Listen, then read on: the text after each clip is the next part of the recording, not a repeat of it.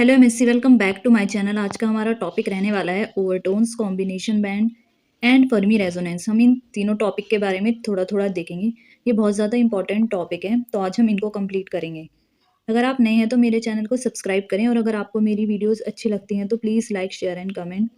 तो चलो शुरू करते हैं अपना आज का लेक्चर, जो है overtones, combination band and Fermi resonance.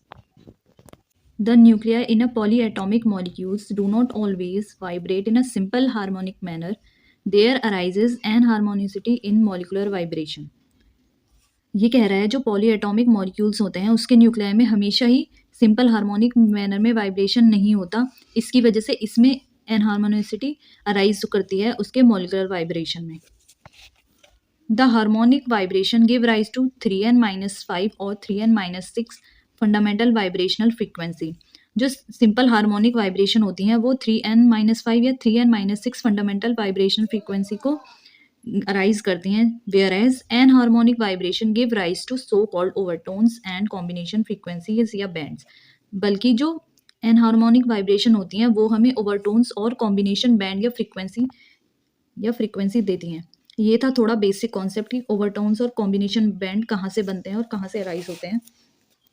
ये देखिए, the overtones occurs as multiple of given fundamental frequency while the combination frequency or band are merely the sum of two or more fundamental frequencies or overtones।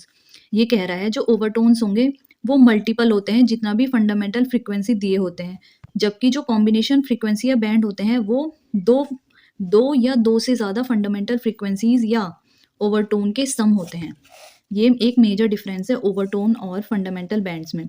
Overtone क्या है? Overtone multiple होता है fundamental frequency का, जबकि जो combination band होता है वो सम होता है दो या दो से अधिक फंडामेंटल फ्रीक्वेंसीज या ओवरटोन्स का। The overtones and combination bands arises as a result of violation of the selection rule for harmonic vibration. जो ओवरटोन्स और कॉम्बिनेशन बैंड होती हैं वो अराइज होते हैं एज अ रिजल्ट ऑफ जब वो हार्मोनिक वाइब्रेशन का सिलेक्शन रूल को वायलेट करते हैं। The selection rule for all transitions in anharmonic vibrating molecules are given as. जो सिलेक्शन रूल होते हैं सारे ट्रांजिशन के लिए in anharmonic vibrating molecules वो ये रहे। ये देखिए, ये है इसका एक डायग्राम।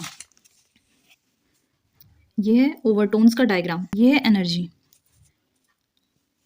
ये एनर्जी जो सबसे पहले V0 से लेके V1 है, ये है फंडामेंटल बैंड। इसको हम फंडामेंटल बैंड बोलते हैं।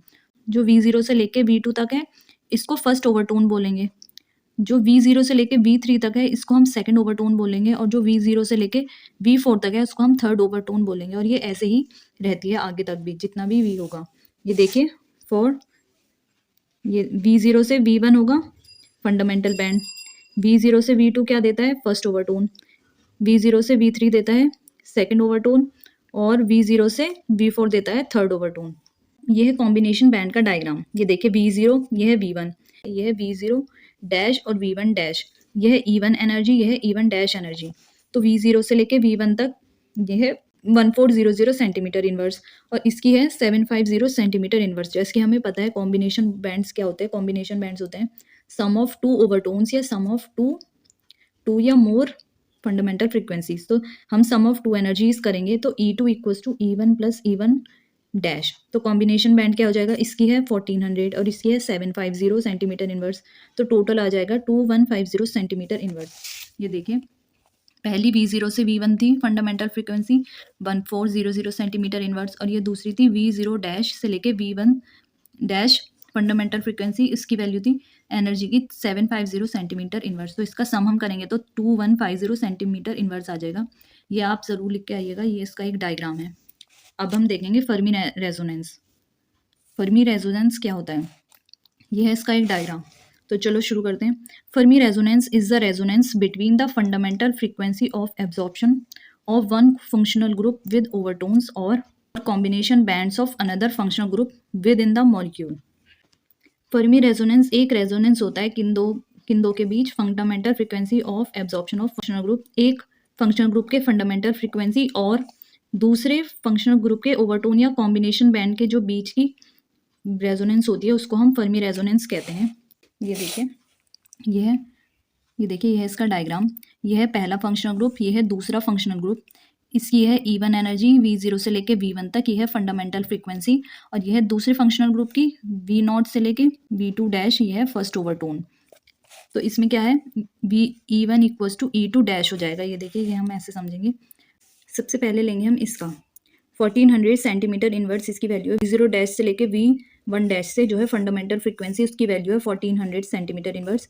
फिर जो दूसरी है V0 डैश से लेके V2 डैश तक, ये है फर्स्ट ओवरटोन, इसकी वैल्यू है 2800 सेंटीमीटर इनवर्स। तो हम देखते हैं यहाँ जो V0 और V1 की वैल्यू होगी दूसरे फंक्शनल ग्रुप की, उसकी वैल्यू है 2790 सेंटीमीटर इनवर्स। तो हम ये देख रहे हैं, जो पहला फंक्शनल ग्रुप था और हमने जो दूसरा फंक्शनल ग्रुप लिया था, तो इसकी फंडामेंटल फ्रीक्वेंसी और जो इसका फर्स्ट ओवरटोन था, वो दोनों की वैल्यू नियर बाय सेम ही होगी। देखिए, इसकी है 2790 सेंटीमीटर इनवर्स और दूसरे इस वाले फंक्शनल ग्रुप के फर्स्ट ओवरटोन की वैल्यू है 2800 सेंटीमीटर इनवर्स। ये देखिए, यहाँ पे लिखा हुआ है E1 equals to E2 dash. As E1 is almost equal to E2 dash, so coupling is there between fundamental vibration and first overtone of another vibration. ये कह रहा है, जो जैसे कि हमने यहाँ पे अभी देखा, जो E1 होगा वो ऑलमोस्ट इक्वल होगा E2 डैश के, तो यहाँ पे कपलिंग हो जाएगी फंडामेंटल वाइब्रेशन और फर्स्ट ओवरटोन के बीच में, जो है कि अनदर वाइब्रेशन का होगा, अनदर फंक्शनल ग्रुप का। As a result of Fermi resonance, two strong bands are observe in the spectrum. Fermi resonance के रिजल्ट में दो स्ट्रॉन्ग बैंड्स ऑब्जर्व किए जाते हैं स्पेक्ट्रम में।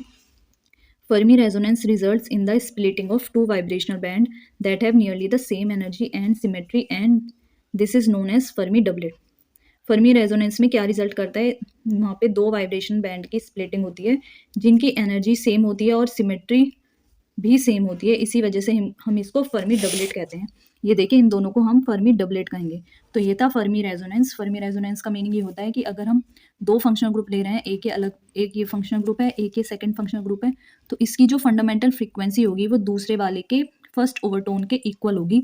इसी को हम फर्मी रेजोनेंस कहेंगे। और जो कॉम्बिनेशन बैंड है, कॉम्बिनेशन बैंड क्या होता है, सम ऑफ टू फंडामेंटल फ्रीक्वेंसीज, और जो ओवरटोन्स होगा वो होता है मल्टीपल ऑफ फंडामेंटल फ्रीक्वेंसी। ये तीनों टॉपिक बहुत ज़्यादा इंपॉर्टेंट है।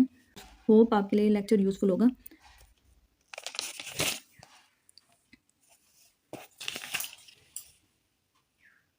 Thank you for watching.